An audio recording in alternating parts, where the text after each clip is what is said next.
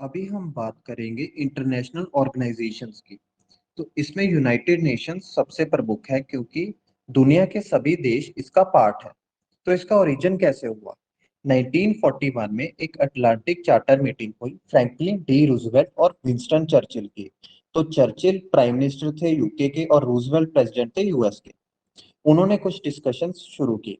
1942 में allied Nations जो access powers के अगेंस्ट लड़ रहे थे, एक्सेस पावर्स मतलब जर्मनी, इटली, जापान, उनके खिलाफ अलाइड नेशंस थे।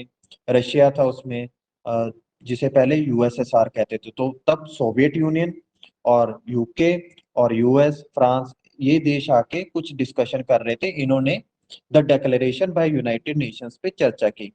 1943 में यूएन कॉन्फ्रेंस हुई जिसमें डेक्लेरेशन ऑफ थ्री पावर्स थी। तो यूएस, ब्रिटेन और सोवियत यूनियन ने कुछ डेक्लेरेशन की कि वर्ल्ड की एक ऑर्गेनाइजेशन बननी चाहिए फ्यूचर में। 1945 में याल्टा कॉन्फ्रेंस हुई of the big three. Big three कौन थे? रूजवेल्ट यूएस के, चर्चिल यूके के और स्टैलिन यूएसएसआर के लीडर्स। इन्होंने डिसाइड किया कि यूनाइटेड नेशंस कॉन्फ्रेंस होगी जिसमें एक प्रपोज वर्ल्ड ऑर्गेनाइजेशन के बारे में चर्चा होगी। तो कॉन्फ्रेंस हुई सैन फ्रांसिस्को, यूएस में। वहां पे यूएन चार्टर साइन किया गया 50 नेशंस द्वारा। तो 50 कंट्रीज ने इसको ज्वाइन किया। फिर पोलैंड ने बाद में साइन किए। तो 51 ओरिजिनल फाउंडिंग मेंबर्स थे इसके। 24 अक्टूबर 1945 को यूएन जो है होंद में आया। तो इसका जन्म 24 अक्टूबर 1945 को हुआ। उसके कुछ दिनों बाद 30 अक्टूबर 1945 को इंडिया ने भी ज्वाइन किया। इंडिया भी one of the founding members है यूनाइटेड नेशंस का। इसके बाद बात करते हैं international atomic energy agency IAEA। 1957 में आई। इसका ओरिजिन था आइडिया जो कि ड्वाइट आइजनहोवर ने दिया था, एटम्स फॉर पीस प्रपोजल। तो ये प्रेसिडेंट थे यूएस के। इनका मानना था कि हमें न्यूक्लियर एनर्जी का पीसफुल यूज तो प्रमोट करना है, पर इसका मिलिट्री यूज रोकना होगा ताकि न्यूक्लियर वेपन्स का खतरा कम रहे। तो उसके लिए ये बॉडी रेगुलरली इंस्पेक्ट करती है न्यूक्लियर फैसिलिटी, ताकि ये इंश्योर हो कि सिविलियन रिएक्टर्स को मिलिट्री पर्पस के लिए ना यूज किया जाए। ये ना हो कि सिविलियन रिएक्टर की ओर जो रेडियो एक्टिव मटीरियल जा रहा है वो न्यूक्लियर वेपन्स में यूज हो जाए।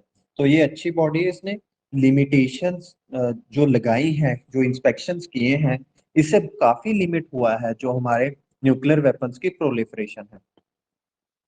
फिर एमनेस्टी इंटरनेशनल एक नॉन गवर्नमेंट ऑर्गेनाइजेशन एनजीओ है जो कैंपेन करती है ह्यूमन राइट्स के लिए।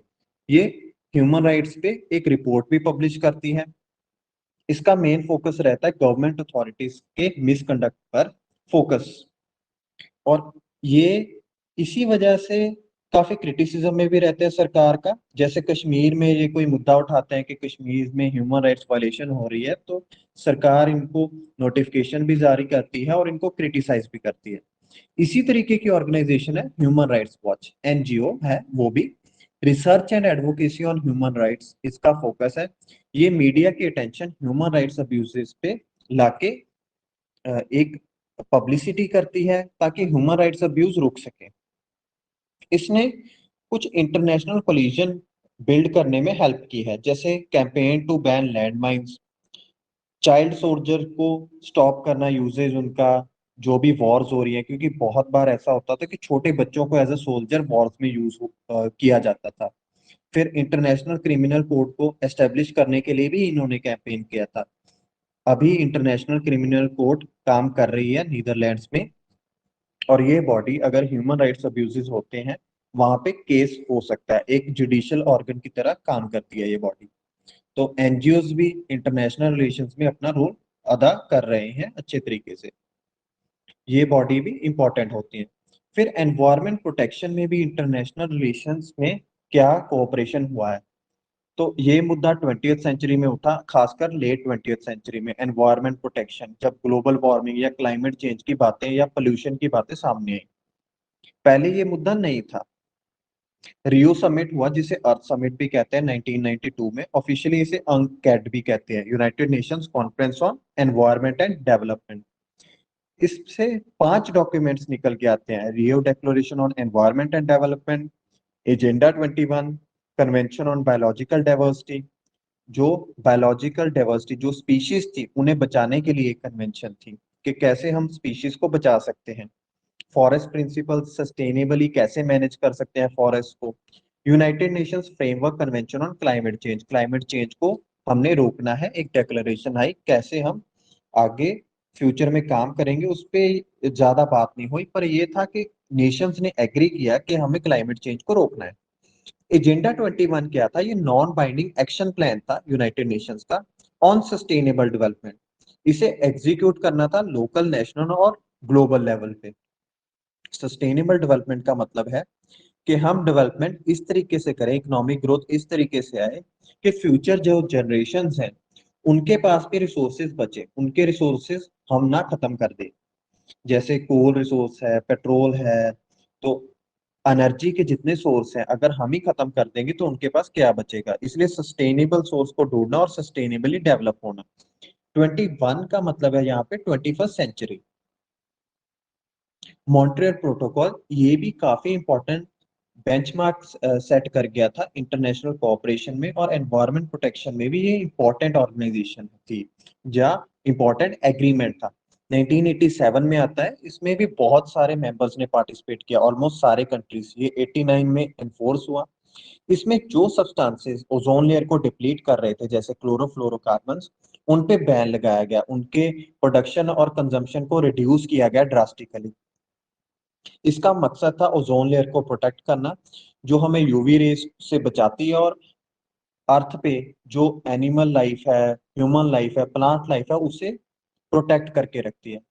इसकी लेटेस्ट अमेंडमेंट 2016 में हुई, किगाली एग्रीमेंट। ये भी इंपॉर्टेंट है, इसमें कई और केमिकल्स बैन हुए जो डायरेक्टली ओजोन लेयर को शायद इतना डिप्लीट नहीं करते, पर उनके कार्बन डाइऑक्साइड इमिशन से अगर कंपेयर करें तो उनका कार्बन फुटप्रिंट बहुत है, या फिर ग्रीन हाउस गैस इफेक्ट उनका काफी है, तो उनको केमिकल्स को बैन किया गया।